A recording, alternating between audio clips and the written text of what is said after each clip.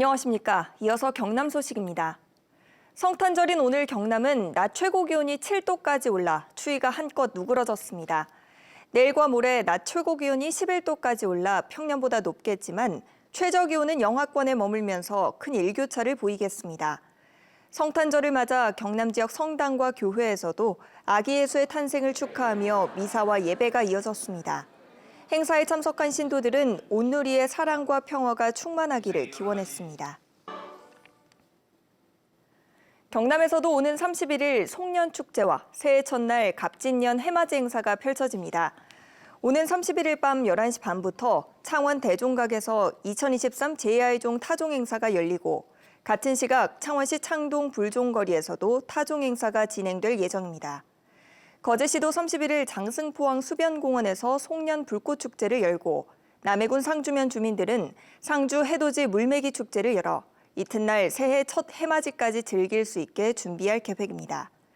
하동 케이블카는 31일 해넘이를 볼 수 있게 저녁 7시까지 운영합니다. 새해 해맞이 행사는 3.15 해양놀이공원과 진해루, 진해 해양공원에서도 각각 이루어집니다.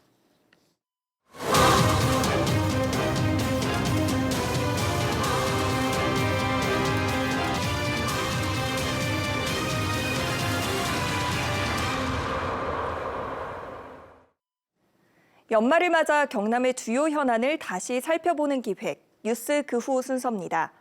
마산 로봇랜드와 진해 웅동 1지구 사업 등 경남의 주요 민자 사업 문제는 올해도 속 시원히 해결되지 못했습니다.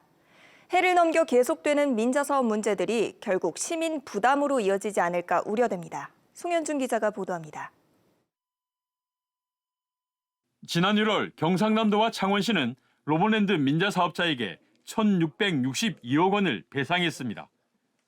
사업자에게 절대적으로 유리하게 체결된 협약과 창원시 행정 과오가 원인이었습니다. 이후 경찰은 로봇랜드 재단 전 현직 직원과 민간 사업자 관계자 등을 수사하고 있지만 내년쯤 수사 결과가 나올 전망입니다. 창원 진해 웅동 1지구 개발 사업은 법적 다툼으로 해법을 찾지 못하고 있습니다. 부산 진해 경제자유구역청이 호텔 등 다른 관광시설이 추진되지 않은 책임을 물어 사업 시행자 자격 취소라는 극약 처방을 꺼냈지만 창원시가 반발해 소송이 시작됐습니다. 최종 판결이 나올 때까지 최소 3, 4년 파행이 불가피합니다. 게다가 2천억 원가량으로 추산되는 민자 사업자에게 줘야 하는 보상금도 이 기간에 따라 더 늘어날 수 있습니다. 창원 팔룡터널도 고민입니다. 실제 통행량이 예측 시의 30%에도 미치지 못하면서 사업자가 파산 위기에 처했기 때문입니다. 팔룡터널 민자 사업자는 창원시에 비용 보존을 요구해 협상이 진행 중입니다. 창원시가 협상 내용을 밝히지 않고 있지만 매년 수십억 원의 혈세를 지원해야 하는 처지입니다. 장밋빛 청사진으로 시작된 민자 사업이 사기로 이어지기도 했습니다. 합천에 고급 호텔을 짓겠다며 합천군과 민자 사업을 추진했던 사업자는 250억 원을 횡령했다가 붙잡혔습니다. 250억 원의 채무를 누가 갚아야 하는지를 두고 합천군과 대주단이 소송을 제기했지만 결과를 낙관하기 어렵습니다. 이 밖에 수년째 계속된 거가대로나 마창대교 문제까지 심각해지는 지방 재정의 위기에 해결되지 못한 민자 사업의 부담이 시민의 몫으로 돌아오는 것은 아닌지 우려됩니다. KBS 뉴스 송현준입니다. 경상남도가 내년부터 일상돌봄 복지를 더 늘립니다.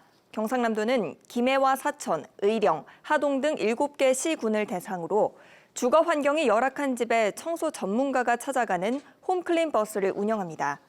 또 거동이 불편한 홀몸 어르신을 찾아가는 이동 빨래방 차량 지원 지역을 진주까지 7개 권역으로 넓힙니다. 지난해 경남의 지역 내 총 생산액이 전국 4번째로 많은 것으로 조사됐지만 경남의 1인당 개인 소득은 최하위 수준에 머물렀습니다. 통계청이 최근 발표한 2022년 잠정 지역소득 자료를 보면 경남의 지난해 지역 내 총생산은 전년도보다 4.6% 오른 약 120조 원으로 경기와 서울, 충남에 이어 많았습니다. 반면 1인당 개인 소득은 2,189만 원으로 제주에 이어 전국 두 번째로 낮았고 전국 평균에도 크게 못 미쳤습니다.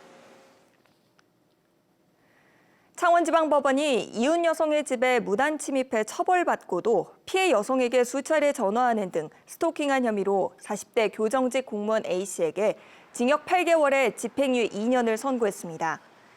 A씨는 지난해 9월 통영에 있는 주거지 앞집에 사는 30대 이웃 여성 B씨에게 6차례에 걸쳐 공중전화로 전화하거나 차량으로 출근길을 뒤쫓는 등 스토킹한 혐의로 재판에 넘겨졌습니다. 지금까지 경남 소식이었습니다.